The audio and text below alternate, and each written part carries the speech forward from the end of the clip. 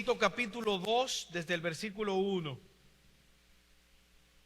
Pero tú habla lo que está de acuerdo con la sana doctrina, que los ancianos sean sobrios, serios, prudentes, sanos en la fe, en el amor, en la paciencia. Las ancianas asimismo sean reverentes en su porte, no calumniadoras, no esclavas del vino, maestras del bien, que enseñen a las mujeres jóvenes a amar a sus maridos y a sus hijos, a ser prudentes, castas, cuidadosas de su casa, buenas, sujetas a sus maridos, para que la palabra de Dios no sea blasfemada.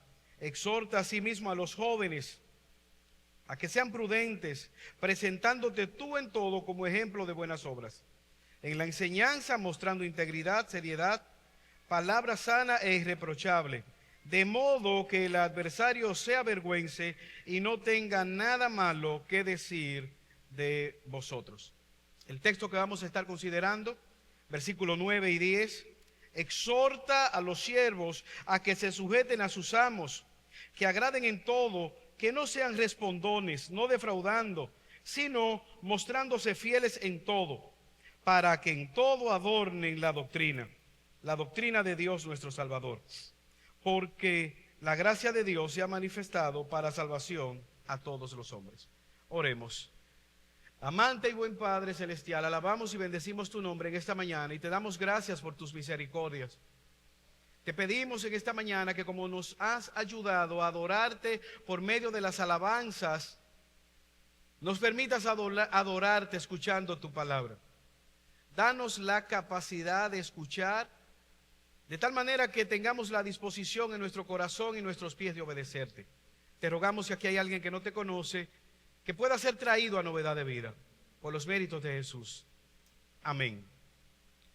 Uno de los momentos más emocionantes y alegres de los padres es escoger el nombre de sus hijos. A veces le ponen el nombre de los abuelos, a veces una combinación de nombres de los padres, María y Freddy, Mafre, Natalie y Charlie, Natacha, y así sucesivamente. En mi caso no sé la razón por la cual me pusieron Raidis. Estaba en una graduación y conocí otros Raidis en Santiago. Esperando que finalizara, me acerqué rápidamente a aquel Raidis y le pregunté: hermano, ¿de dónde sale tu nombre? Que yo quiero saber el origen del mío. Me dijo: yo estaba ansioso esperando lo mismo porque yo tampoco sé. Es decir que ese nombre lo escogió mi padre, él murió y nunca supimos cuál fue la razón. Nosotros vemos una madre que está dispuesta, un padre que van a dar a luz un hijo. Se ponen de acuerdo y deciden ponerle Útil, Onésimo, para que sea su nombre útil, un hombre de bien a la sociedad. ¿Qué ocurrió con él? El apóstol Pablo nos dice que era un esclavo que fue inútil. No hizo honra al nombre que le pusieron y había defraudado a un amigo de Pablo, un hermano en la fe llamado Filemón. Era un esclavo que había escapado huyendo a Roma porque probablemente había defraudado a Filemón. Tenía una relación incorrecta con su amo. El pasaje que nosotros acabamos de leer específicamente nos muestra cuál es la relación que debe de tener un siervo con su amo. Versículo 9. Desde el versículo 1, Pablo le ha dicho a Tito las relaciones o lo que se espera de cada una de las edades con respecto a cómo adornar la gracia recibida. Cómo vivir de tal manera que podamos honrar a Dios sin importar la edad que tenemos. Él les habló y vimos la semana pasada el mandato a los ancianos, a las ancianas, a los jóvenes, incluido el propio Tito. De manera particular, él habla ahora a los esclavos. Relaciones de servicio. Y eso cobra implicaciones para nosotros en el día de hoy, puesto que aunque no tenemos esa relación de amos y esclavos en nuestros contextos, sí hay principios laborales que vemos en el pasaje que pueden ser aplicables en nuestra relación laboral. Y por eso es bueno la predicación expositiva y consecutiva, porque quizás un pastor pueda decir: voy a predicar acerca de cómo la iglesia o los creyentes deberían trabajar laboralmente, cómo relacionarse con sus jefes. Me llama la atención que quizás nosotros pudiéramos estar dispuestos a honrar a Dios predicando el evangelio, yendo de misioneros. Pero ¿has pensado tú que la manera como tú trabajas en tu oficina dice mucho de tu fe? ¿Has pensado que tú puedes honrar o deshonrar el evangelio en la manera como tú trabajas? O dicho de otra manera, ¿qué pudiera responder tu jefe, tu jefa, si le preguntásemos cómo tú trabajas, cómo tú eres en tu lugar de trabajo? La idea de este pasaje nos muestra que el evangelio produce un servicio piadoso que nos brinda la oportunidad de proclamar la buena noticia del evangelio honrando a Dios. El evangelio nos transforma de tal manera que valga la redundancia, que como tú y yo trabajamos, honramos, adornamos o deshonramos y traemos vituperio a la causa del evangelio. 6 implicaciones a la luz de este pasaje. La primera, un mandato a ser diligente y útil para con nuestros superiores. Segundo, una manera ser agradable en la actitud. Dios está interesado no solo en la manera como trabajamos, sino en la actitud como nos relacionamos en nuestro lugar de trabajo. Tercero, un mandato a ser respetuoso en la manera de hablar a nuestros superiores. Cuarto, debemos ser íntegros en nuestra área de trabajo. Ser transparentes, número 5, y sinceros en la fidelidad. Y finalmente, vivir de manera que Dios sea glorificado en la manera, valga la redundancia, como trabajamos. Como dije anteriormente, ya él ha hablado a los ancianos, a las ancianas y a los jóvenes, dentro de los cuales está incluido Tito. Y déjeme decirte algo: la Biblia no respalda la esclavitud, pero tampoco respalda ningún tipo de gobierno particular como bíblico, puesto que el problema no se trata de una manera particular de gobernar. El problema está en nuestros corazones. ¿Usted recuerda cuando la nación de Israel ya no quería ser gobernada por jueces y pidió un rey? Lo que le dijo el profeta: ese rey va a buscar sus mejores hombres y los va a poner en el frente de batalla, se va a tomar sus mejores mujeres para disponer de ellas y va a disponer de sus recursos. ¿Qué dice Dios? El problema está en el corazón del ser humano. No es el rey, es que ustedes quieren un rey como el de las demás naciones. Es en ese sentido que el texto está apelando a una situación ya establecida. Personas que en la iglesia son esclavas. Y por el mandato probablemente no había amos creyentes, sino esclavos, puesto que particularmente está apelando al mandamiento de los esclavos. En la antigüedad, estos esclavos sustentaban los gobiernos. Roma disponía de grandes fuerzas laborales, de tareas domésticas eran realizadas por los esclavos. Los esclavos estarían bien en la medida que sus amos eran piadosos, eran buenos. Y en esa misma medida iban a sufrir. Pensar que se les permitía en muchos casos el matrimonio, la manutención de sus familias. Y en algunos casos vemos a Abraham como oraba a Dios porque en su mente él le iba a tener que heredar sus bienes a un esclavo.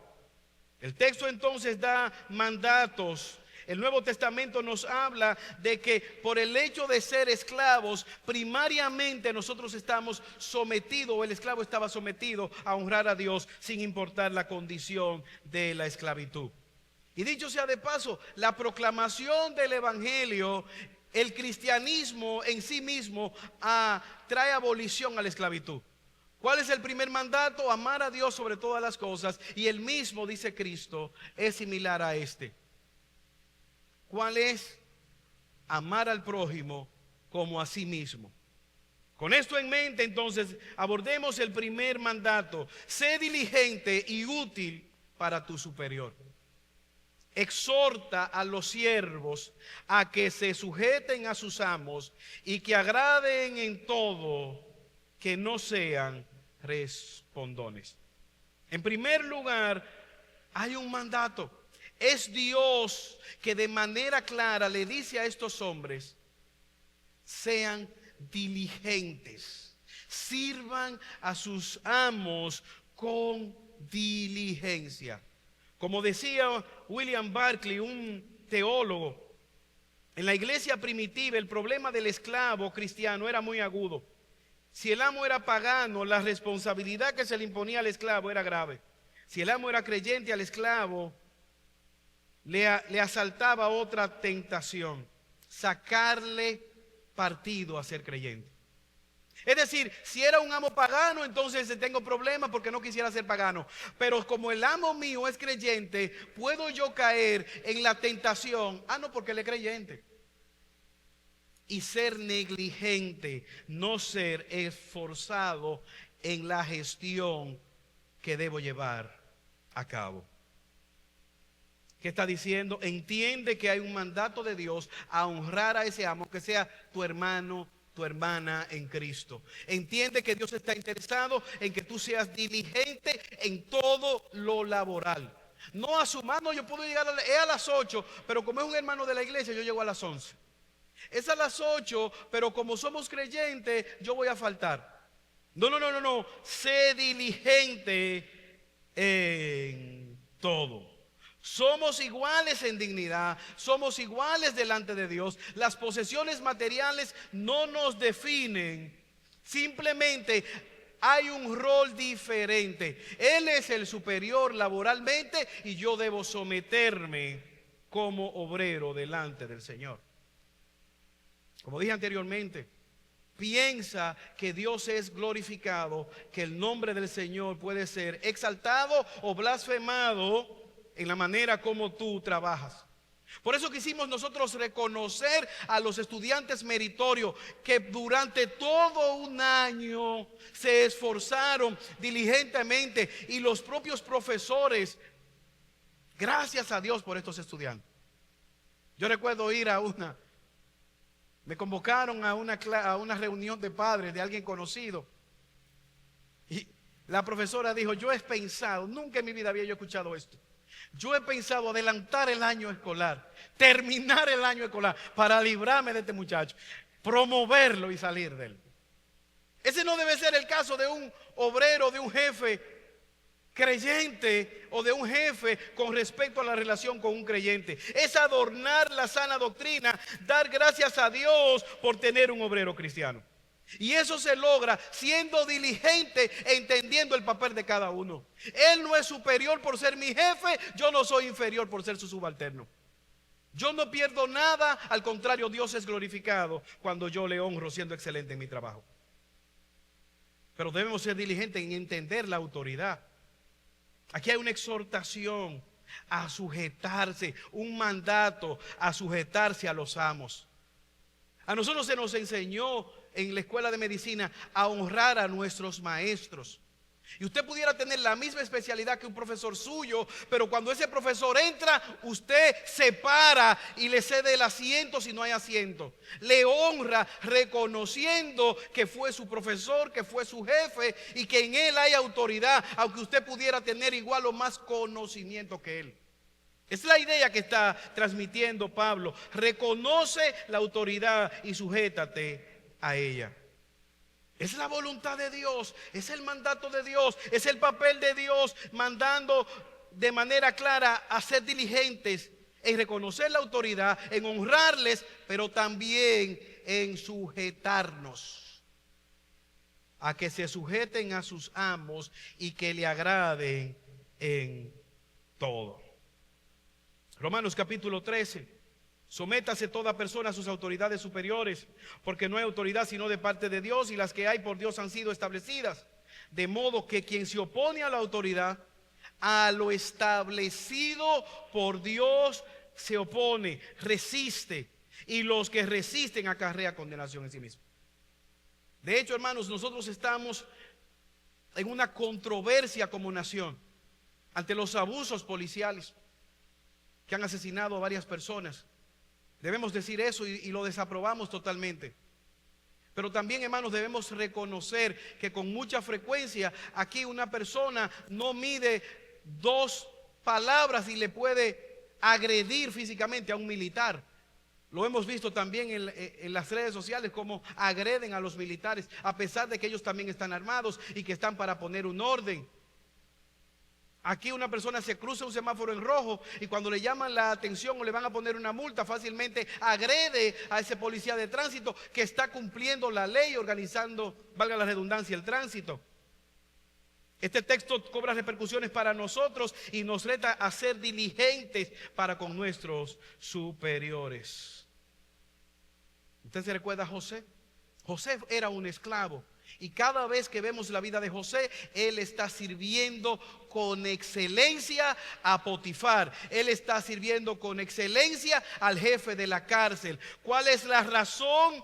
Porque Dios está sobre él. ¿Cómo puedo pecar contra Dios y contra Potifar, que es mi amo? Vemos esa diligencia. Pero vemos el texto, que hay una sujeción a esa autoridad. Hijos que estamos aquí presentes, ¿pueden nuestros padres sentir que estamos sujetos a la autoridad de ellos? ¿Te has dado cuenta cómo los padres le dicen a sus hijos, sujétese a mí? ¿Y tú como hijo eres un hijo sujeto a tus padres? ¿Eres un ejemplo de sujeción? O sea, lo que quiero resaltar es que muy fácilmente vemos la autoridad de mí hacia abajo, pero también tenemos autoridad hacia arriba. ¿Eres tú una persona sujeta, diligentemente sujeto a tus autoridades? Hermanos, en esta congregación un mujer, un servidor, es autoridad sobre nosotros, que nos orienta, que nos dice, hermano, por favor, siéntese aquí. Y eso cobra repercusiones, porque a veces uno viene y bautiza una silla y dice, en esta silla me sentaré hasta que Cristo venga o me mande a buscar por medio de la muerte. Bautizada. Y un hermanito viene, hermano, mire, vamos a sentarnos un chisme para adelante para dejarle la silla a los que llegan más tarde. Yo te pregunto, ¿has notado tú la diferencia cuando tú vas a una oficina pública a demandar un servicio? ¿Cómo te tratan en correlación con una oficina privada? ¿Has visto tú el trato de un resort, cómo te tratan?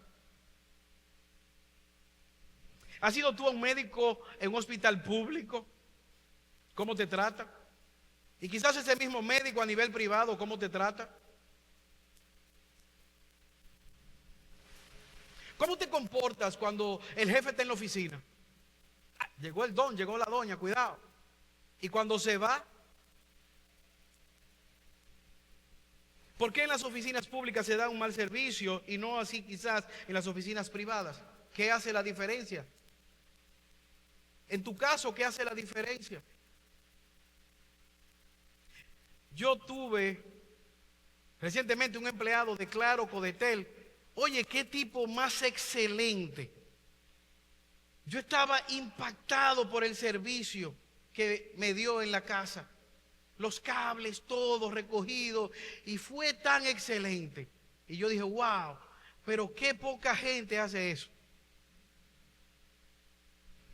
Se me fue un poco el gozo y quedé con la duda cuando él me dijo, a mí me están evaluando. ¿Usted me puede llenar esta planilla de evaluación?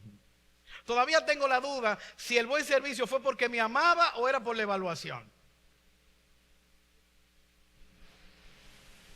diligente, útil a tu jefe, útil a la empresa donde trabaja. Yo trabajo en un hospital y yo estoy convencido que hay personas que le harían un gran favor al hospital si no fueran. Por la causa de glosa, de objeciones, de maltrato que causan al hospital.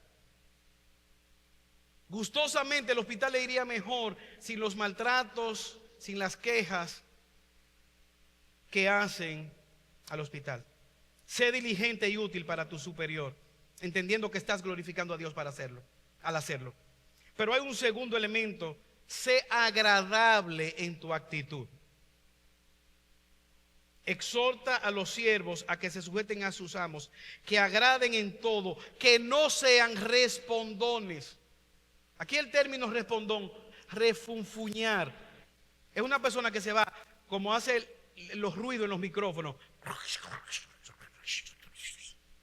Él lo está haciendo, pero ¿y por qué nada más me mandan a mí? Esto es un abuso. Tú verás si no fuera yo.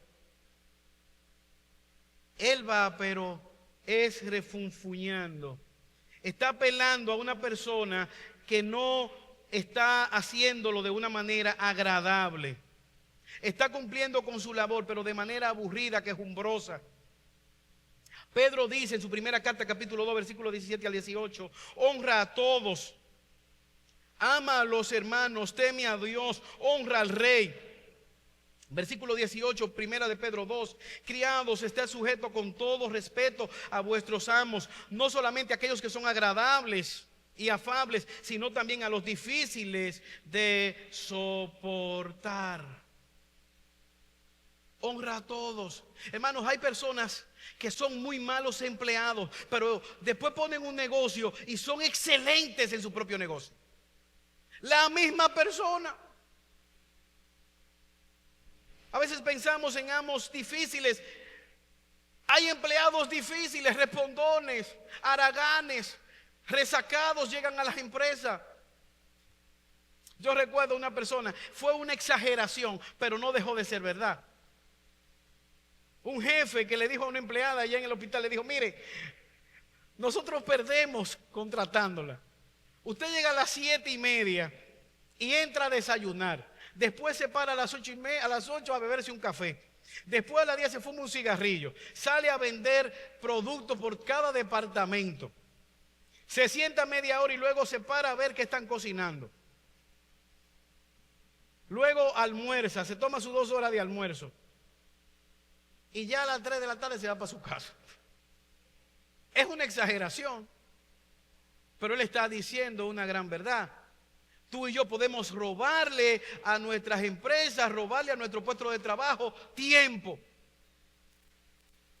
A nadie le pagan para que pierda tiempo, sino para que sea útil. Pablo le está diciendo a Tito: enseña que sean agradables en cuanto a su actitud. Yo te pregunto, si fuéramos a tu lugar de trabajo, ¿eres una persona cumplidora, de buena actitud? ¿Estás comprometido con los planes de tu lugar de trabajo? ¿O eres como un niño malcriado cuando lo mandan a fregar? Aquí Pablo quiere que los esclavos, que los siervos honren a Dios con una agradable actitud, que puedan servir y adornar la fe de tal manera que el nombre de Dios pueda ser proclamado. Pero vemos un tercer elemento: sé respetuoso en tu manera de hablar, que no sean respondones, que no se paren como personas malcriadas, faltando al respeto a sus amos. En la manera de hablar, Proverbios está llena de la manera como deberíamos nosotros hablar. El hombre perverso provoca el mal y sus palabras son como fuego abrasador. El hombre perverso provoca contienda y el chismoso es capaz de separar a los mejores amigos. Proverbio 18:6, los labios del necio provocan contienda y su boca trae golpes. Proverbio 18:7, la boca del necio es su ruina, sus labios son una trampa para su vida. Proverbios 26:20, sin leña se apaga el fuego y donde no hay un chismoso se apagó la contienda. Hermanos, es indiscutible que hay personas que traen paz cuando llegan, hay otros que traen paz cuando se van. En el lugar de trabajo, ¿Eres tú conocida o conocido por ser el chismoso del grupo?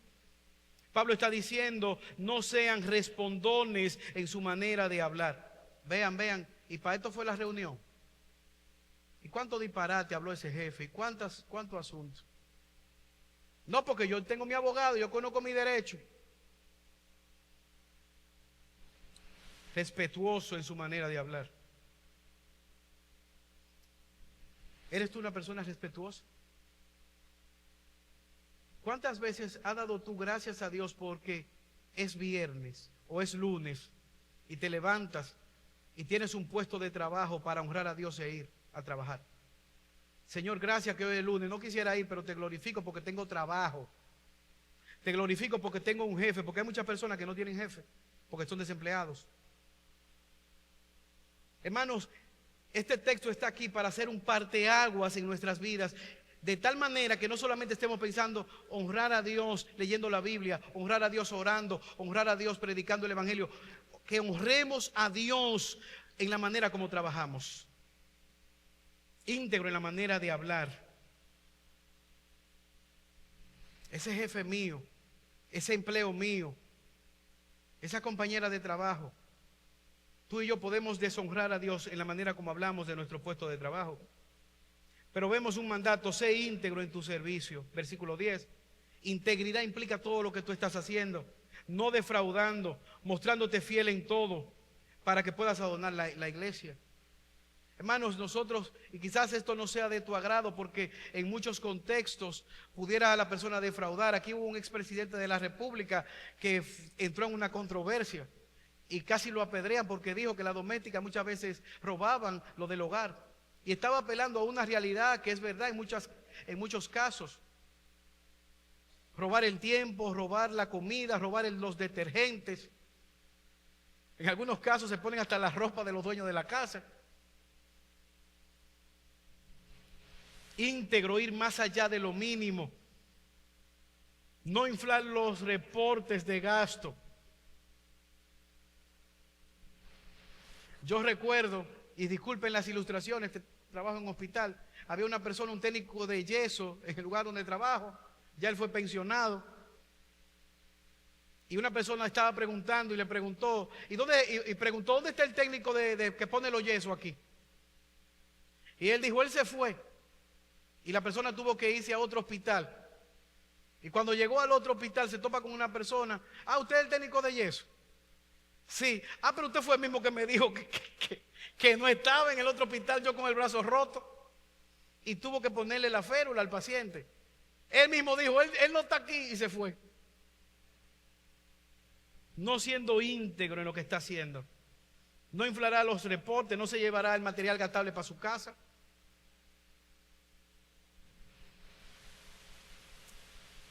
El empleado cristiano no roba ni tiempo ni recursos a la empresa, no altera informes, ni facturas, ni inventario. Tristemente vi una señora en estos expedientes de corrupción y ella decía, yo no robé, yo no he robado nada.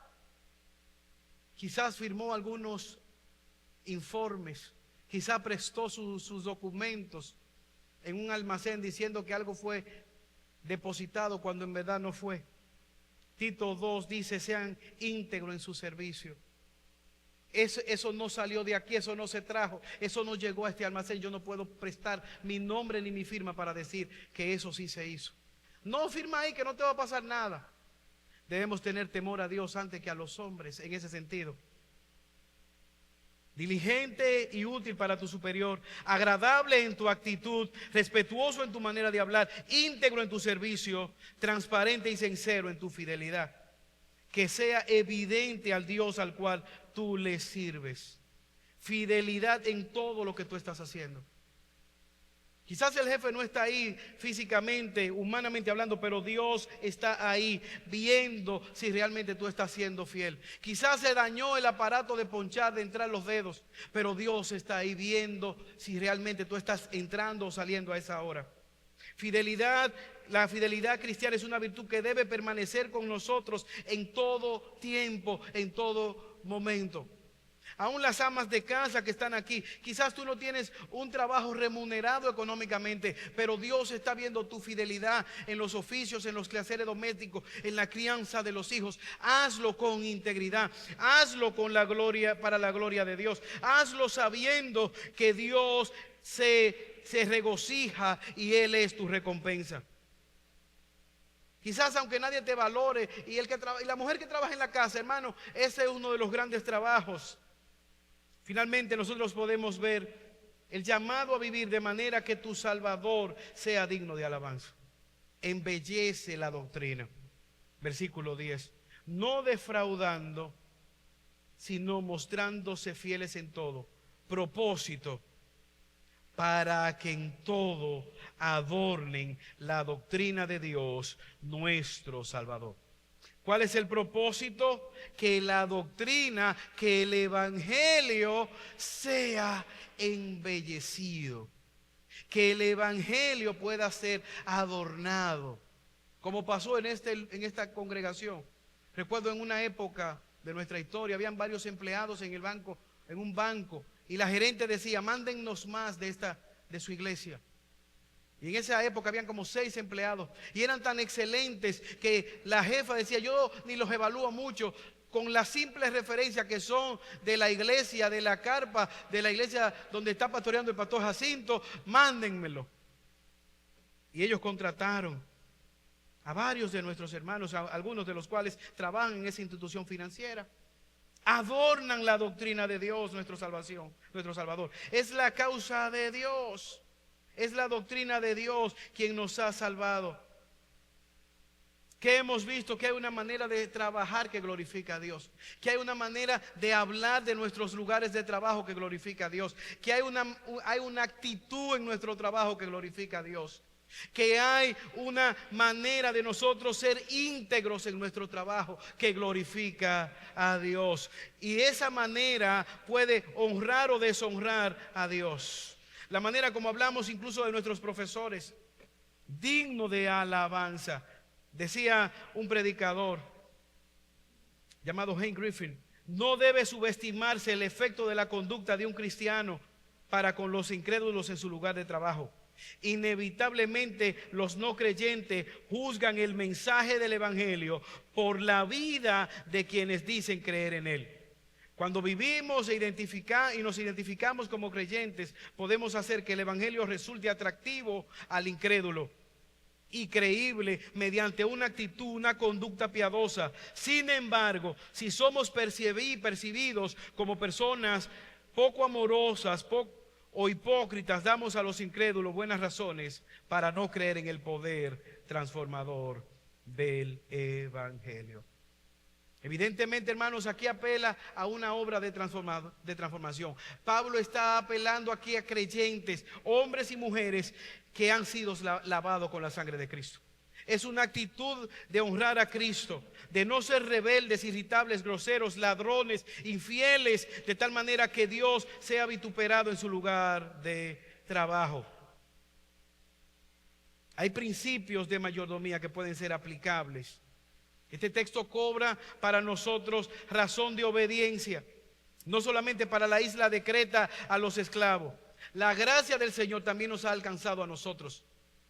La manera como trabajamos, glorificamos a Dios. La manera como nosotros vivimos en medio de los incrédulos, glorifica a Dios. La historia registra aproximadamente en el 203 después de Cristo, una mujer rica llamada Perpetua vino a Cristo en fe y arrepentimiento, conjuntamente con su esclava llamada Felicidad, Perpetua y Felicidad. Fueron llamadas al arrepentimiento so pena de ser lanzadas a las bestias o quemadas en la hoguera. Septimio Severo, emperador de Roma, las amenazó: o se apartan de la fe, apostatan del cristianismo, o serán decapitadas. Conjuntamente a otros esclavos que estaban en su casa. No se arrepintieron, no apostataron a la fe, fueron condenadas a muerte, conjuntamente con aquellos 3 esclavos Revocato, Saturnino y Segundo. ¿Qué pidieron? Se le dio una última cena. Celebraron aquella cena llamada la Cena de los Libres, honrando a Dios como creyentes, no pensando en la condición económica de Perpetua como ama o esclava o la esclava Felicidad. Celebraron aquel ágape cristiano. Celebraron que en Cristo eran iguales, sentados en la mesa. Felicidad y Perpetua fueron decapitadas. Aquellos 3 esclavos, Revocato, Saturnino y Segundo, fueron lanzados a los animales, a los leones en el circo romano. Dice San Agustín que aquella obra que estas mujeres hicieron redundó y estremeció todo el imperio romano. Aquellas mujeres, Felicidad no murió como una esclava, murió como una creyente fiel junto a su amada hermana Perpetuidad. Varias películas se hicieron honrando aquella fe. No, Perpetua, una novia, una mártir. Se escribió también se hizo una película llamada La Escalera de Bronce, resaltando cómo estas mujeres piadosas vivieron para la gloria de su Señor y Salvador. Ahora, ¿sabes algo? Cuando tú y yo vivimos honrando a Dios en nuestros lugares de trabajo, aunque la esclavitud ya ha sido abolida en grandes partes del mundo, uno de los oficios que tomó nuestro glorioso Señor y Salvador fue el ser esclavo. De hecho, probablemente una mañana, Juan 13 nos dice que Jesús se paró, tomó una ponchera, un lebrillo y una toalla, y ante la sorpresa de los discípulos, quizás algunos le dijeron: Pedro, ¿qué es lo que él va a hacer? Pedro, pregúntale. Jesús se postró, echó agua en aquel lebrillo y comenzó a lavar los pies de los discípulos y a enjugarlo con una toalla que tenía ceñida, a secarlo con una toalla que tenía ceñida en la cintura. Jesús estaba tomando el rol de esclavo, no cualquier esclavo, el más vil de todos, el que lavaba los pies polvorientos de pecadores. Estos pies de esta gente del vulgo no estaban pedicurizados, si existe ese término. Eran pies llenos de polvo, de pecadores que le iban a negar, que iban a salir corriendo. Pensar que Jesús le lavó los pies a Judas, el que le iba a vender, tomando el rol de esclavo. Pedro dice: no, a mí tú no me lavas los pies. No por humildad, sino por arrogancia, porque Pedro no estaría dispuesto a lavarle los pies a nadie. No me cabe en la mente, en el pedigrí, que yo lave pies.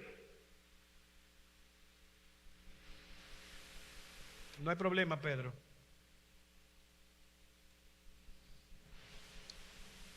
Si tú no dejas que yo te lave los pies, tú no vas a tener parte conmigo. Señor, pues si es así, lávame entero. Así que después que les hubo lavado los pies, se los secó con el manto, volvió a la mesa y les dijo: ¿ustedes saben lo que he hecho? ¿Ustedes entienden lo que estoy haciendo? Ustedes me dicen maestro y ciertamente lo soy. Ustedes me dicen Señor, que gobierno todo, y realmente lo soy.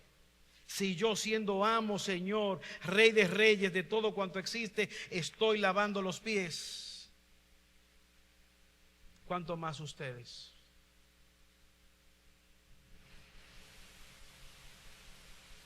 Es ese pasaje de Filipenses, ese himno hermoso de Filipenses capítulo 2. Haya ese sentir que hubo en Cristo.